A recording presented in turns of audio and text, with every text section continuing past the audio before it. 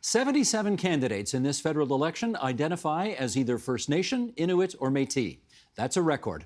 Let's find out what prompted 3 of them to answer their party's call. And as is our custom, we'll introduce our guests from furthest away to closest to our studio, starting in Kentville, Ontario, with Lorraine Rekmans. She is running for the Green Party in Leeds-Grenville, Thousand Islands, and Rideau Lakes, and it's her 6th time on the ballot.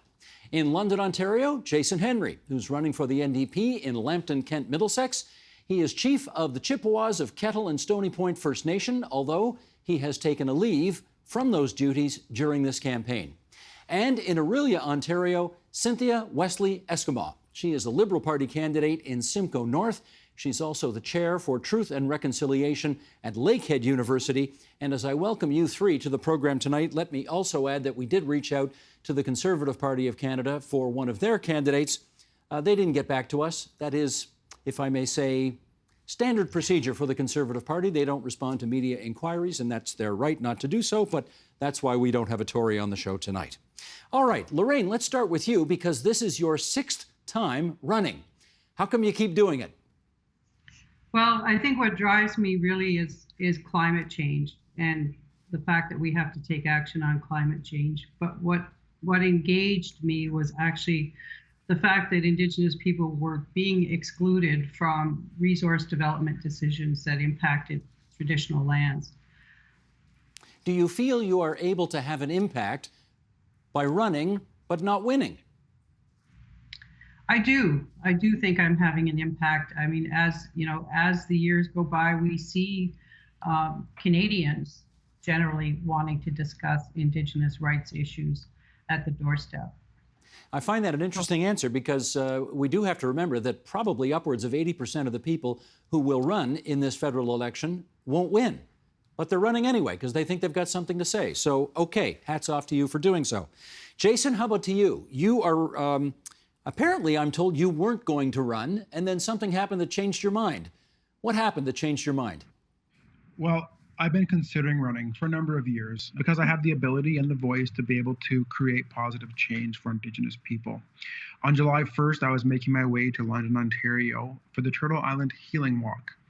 And I began seeing signs in the country that said, "Hate has no home here," and "Our London family."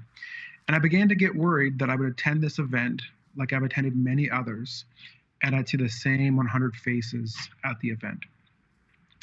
And I arrived at Victoria Park, and there was a crowd of people wearing orange shirts, and I felt good. It was more than 100 people, and I socialized with people that were close to me, in my family, and eventually it was time to give my opening remarks, and I was called to the stage, and I passed a reporter, and he said to me, "We have more people here than BLM and Our London family.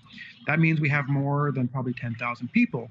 And that sounded like amazing. I got on the stage. All I could see was this huge sea of orange. And then we walked down Richmond Row, and we got to the corner of Richmond and Oxford.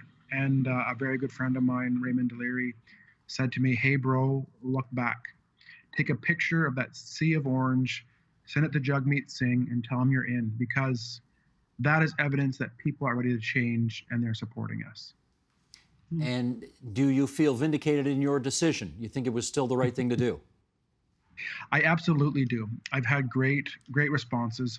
Last night I was at an engagement, and following the engagement, one of the organizers let me know that sometime during the night, somebody said, "I'm not going to vote for the drunken Indian guy." And that tells me that I've made the right choice, because I'm not a drunken Indian guy. I'm an Indigenous leader. I am a father. I am a husband. I am a son. And I am going to promote change and create change in this country. And those old racial slurs, those antiquated thoughts about Indigenous people will be eradicated in this country. Whether I'm elected or not, I will promote change and create change. Cynthia, this is not your first run either. How many times is this for you, putting your name on a ballot? This is the 3rd time. But I've been at this game. I mean, I've been trying to change the face of Indigenous Canada for the last 40 years. And frankly, as both of the candidates have already said, it's working. People are very interested in actually what's going on. The unmarked graves raised a huge amount of compassion and sympathy across Canada for what has happened. It made it evidence-based, I suppose. But I've been very interested in actually taking our voices to the table. I think that, as somebody already mentioned, we have not necessarily been included in conversations around environment, and we need to be. And I think we need to be included in conversations around what kinds of things the Liberal Party has put forward on their platform for Indigenous people. It's not enough to say we're going to do this. We need to be there to ensure that it gets done. So there's a lot of reasons why I think I'm running. And of course, the Liberal Party itself, it aligns with my values. I mean, I respect the Green Party and I respect the NDP as well for what they have to say. The Conservative Party, not so much, but I'm running because I think it's an important thing for us to do. And also Indigenous women need to be standing at that table and ensuring that their voices are heard as well. Now, for whatever reason, you have decided, I think all three times, to run as a Liberal in some of the safest Conservative ridings in this country. How come? Well, I happen to be living in those safe ridings. And in this riding in particular, in Simcoe North, we have two very big and progressive First Nation communities.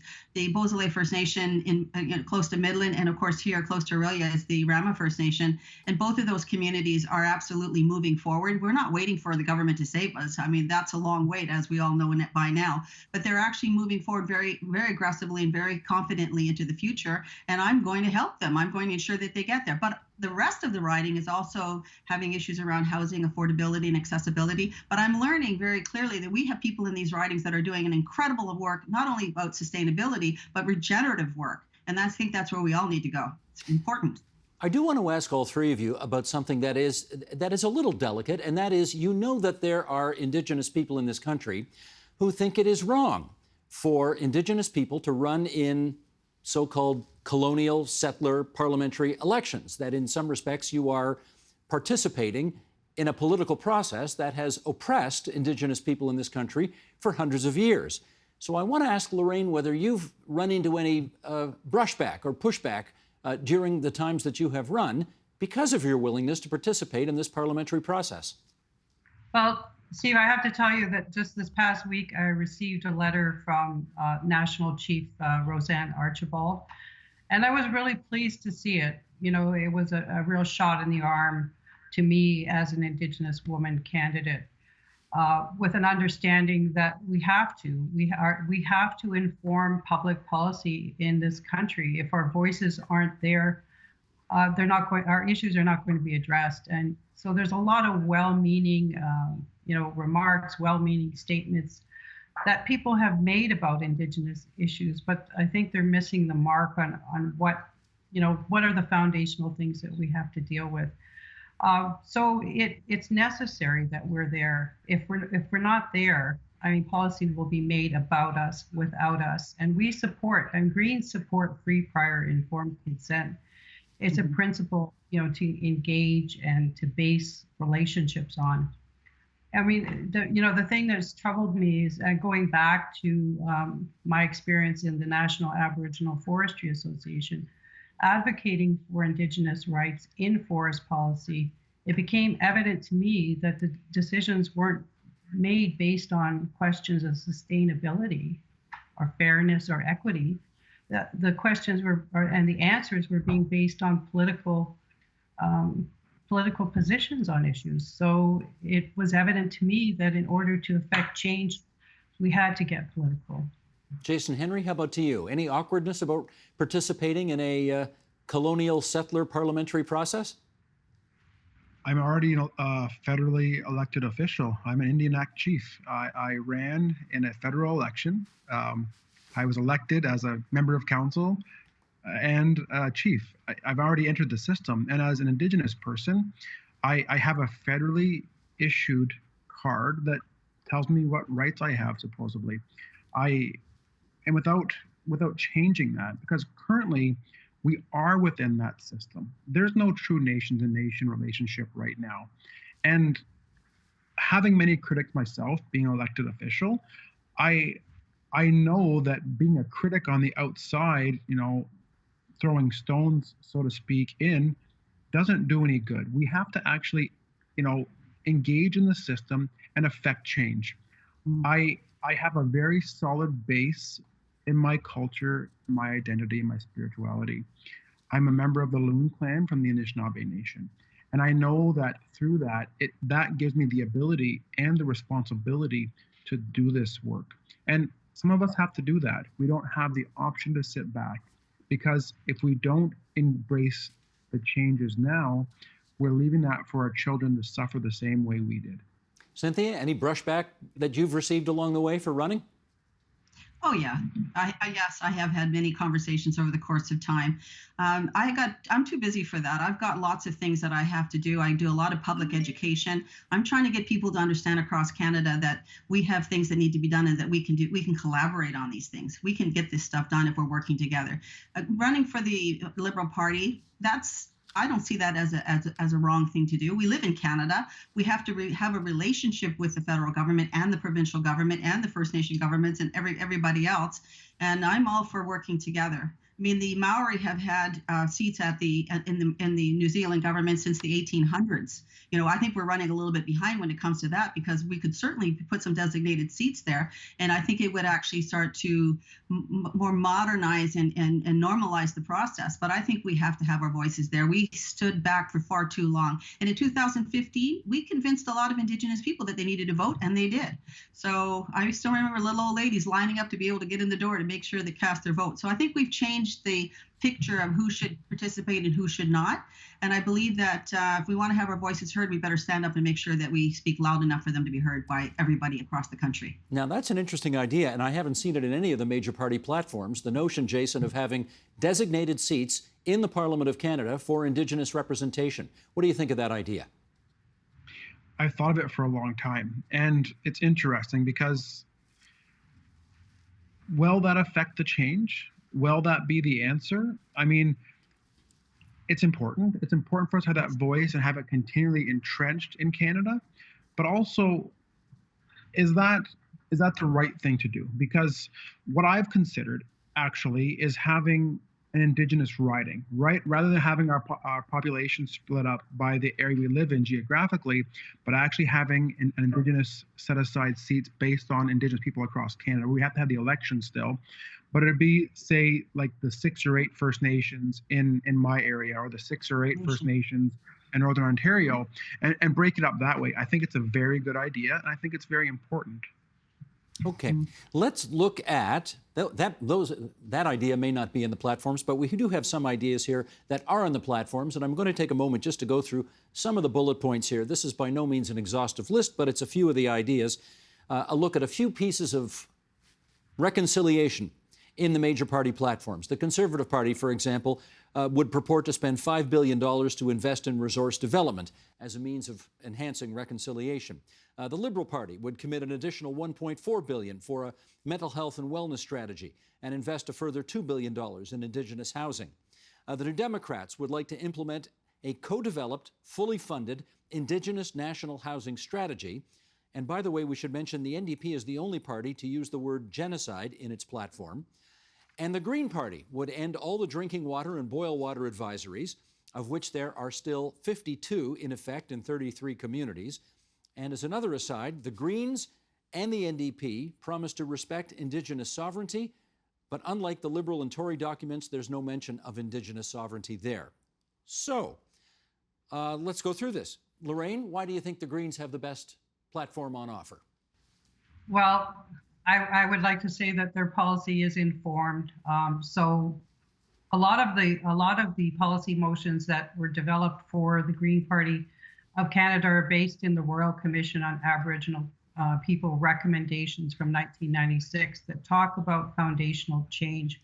Things like repudiating the doctrine of discovery, things like repealing the Indian Act, rebuilding, in making the investment to rebuild in nations. And that goes back to the question you asked earlier about making seats available inside Parliament for Indigenous people. I mean, the question is, when are we going to get to the foundational work of reconstituting nations so that they can negotiate on an equitable, from an equitable position? So you add to RCAP recommendations, which RCAP gave us a 20-year plan forward in 1996 to reconcile with Canada. It talked about a new royal proclamation, talked about a new relationship recognizing the nationhood status of Indigenous peoples, and then we bring in the UN Declaration on the Rights of Indigenous People. So the Green Platform is the policy is based on a lot of work that Canada has already done to move us forward. And I think the Greens are more bold and progressive in saying things like it's time to work, on a basis of free, prior, and informed consent with First Nations to repeal the Indian Act and get out from under that oppressive, sexist, racist policy. Cynthia, let me get you to speak to one of the criticisms we hear about both the leader of your party and about the party itself, and that is lots of talk, not necessarily lots of action. You want to speak to that? Yeah, I'm sorry. That's not something that I would absolutely not agree with. I think that the Liberal Party and Justin Trudeau has made some huge strides forward. This is a government that has said yes. This is the first government that, in my recollection, and I'm well over 60 now, that has said yes, that has taken a whole of government approach, that has put in every single mandate letter of every single ministry that they must deal with these issues. They're about 86% addressing the 94 calls to action. They're either done or they're in progress. They've got the water boil advisories lifted. They've got something like 68% of them. So they're actually making, and that's in 6 years. So they're actually doing what they said. They did the missing and murdered Indigenous women inquiry. They have the 236 recommendations that are moving forward, and they put resources into that.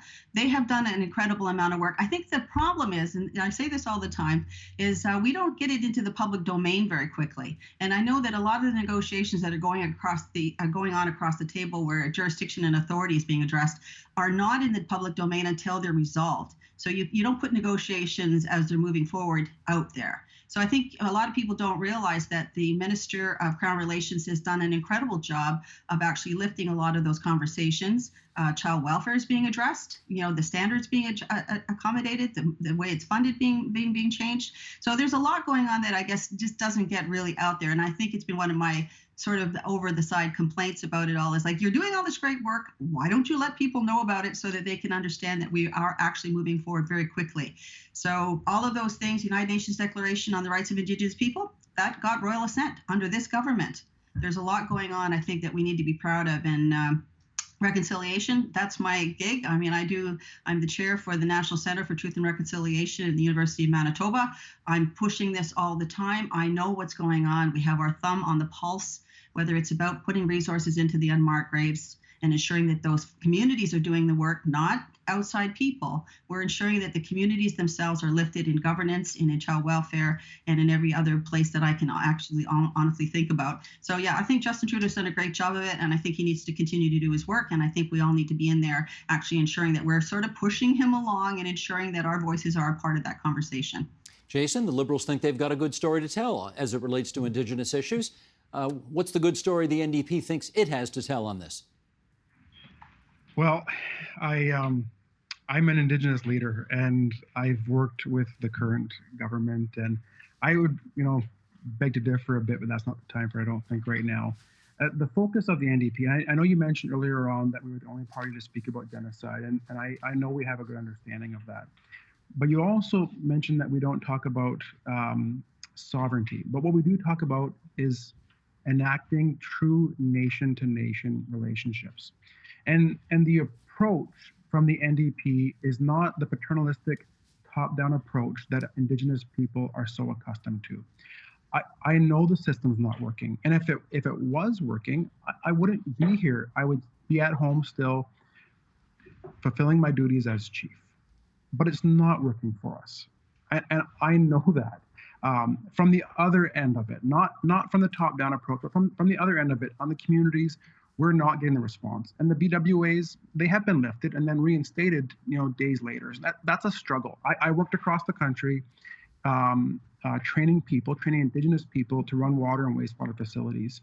This isn't a turnkey solution, and it takes real investment. And we have to stop fighting ourselves. We have to stop fighting Indigenous children, stop spending money fighting our people. And I'm very happy to see these two lovely Indigenous ladies running. And I hope that they don't suffer the same consequences as Jody Wilson-Raybould or Mumalek. That would be terrible, terrible thing to see. We have to make sure that we have an inclusive country and an inclusive government. That's what the NDP brings, is inclusivity. Thank you. Well, Cynthia, since Jason just brought it up, and if he didn't, I was going to, I can't not ask you about the fact that the first ever Indigenous Minister of Justice in Canadian history, Jody Wilson-Raybould, just has a book out right now, which dropped a bit of a bomb on this election campaign, certainly in the Liberal camp, essentially calling Justin Trudeau a phony and a liar. How comfortable are you running for the Liberals under these circumstances? I'm perfectly comfortable working with the Liberals under these circumstances. I have actually had the privilege and the pleasure of working with many of the inside people for about the last decade. I've worked alongside Carolyn Bennett. I've actually worked alongside Minister Wilson as well when we were doing the missing and murdered Indigenous women's pre-inquiry process. I've worked with Patty Haidu. I think that the people that are in these positions are doing the very level best that they possibly can, and that would be my intention as well. And I'm not going out to throw stones at anybody. I think Jody has her own opinion on what happened and her own story that she can tell. It is not my place to actually interject anything into that story. I mean, she feels what she feels and she experienced what she experienced, but it is not stopping us from actually moving forward. And we're going to continue moving forward whether the book does well or not, and I'm sure she will as well. So I always wish her the best. She's a lovely lady, and I think that we can't just say, okay, this one person has had a negative experience, and I know that the Inuit lady also had a very negative experience. I've had negative experiences as I am an Indigenous woman. I know how difficult it can be. I work in an industry, I work in education, higher education. I know that it can be challenging, but that doesn't mean that we have to drop everything and give up. I've been working hard with people from every walk of life for the last 40 years. I'm not going to stop now. All right, Lorraine, let me put that to you. Is the Jody Wilson-Raybould story a cautionary tale of what can happen when Indigenous people try to engage in I'll use the expression that I often hear Indigenous people use, in the Canadian parliamentary colonial settler style system? Right. So I don't think that the Liberal Party has ever appealed to me. And I did think that the principles and values of the Green Party resonated with me because they're very close to the 7 grandfather teachings that talk about respect for diversity, wisdom, courage, bravery, honesty. These are foundational principles of the Green Party. And within the rejuvenation of the party in the last year, there's been a commitment to look at equity and diversity in the party and make space and provide support for candidates and they say equity-seeking groups, but diverse candidates, lending support to them in campaign and in their engagement in the party. In November, the Greens are going to be voting on a motion to make 3 seats on federal council available for a First Nation, an Inuit, and a Métis person, recognizing that there's got to be space for Indigenous participation in governance of the party. That's going to help us work towards, achieving equity and respecting diversity. With just a couple of minutes left here, let me see if I can get one more question in under the wire. And Jason, I'll start with you. There were people in Quebec many years ago who, in their wisdom, decided that they weren't adequately represented on Parliament Hill, and so they set up their own party, the Bloc Quebecois. It represents Quebec interests as they see them in this country. They're obviously nationalists / sovereigntists / separatists, but they have that representation. Why has, let's just call it the Indigenous People's Party of Canada, never been created, in your view? It was. It never really took hold, but it was attempted. So I think, number one, everything has its time and place. And there was attempts to, work at nation-to-nation relationships, and we haven't gotten there. So I think where it leaves us is, the 77 of us that see that this is the time now to enter the system as it stands and try and make those positive changes to move towards the place where Indigenous people need it to be. I would love to have an Indigenous Peoples Party of Canada. I just don't see that as the time right now. I don't think Canada is quite ready for that. I think we're ready for change and to embrace Indigenous candidates. but I don't know that we would be able to elect a member in the ridings that we have now. We have to be more inclusive. And we didn't get into this problem by ourselves, and we won't get out by ourselves. We have to work together. Cynthia, last word to you. I note you said that it was attempted, but it really did not take off.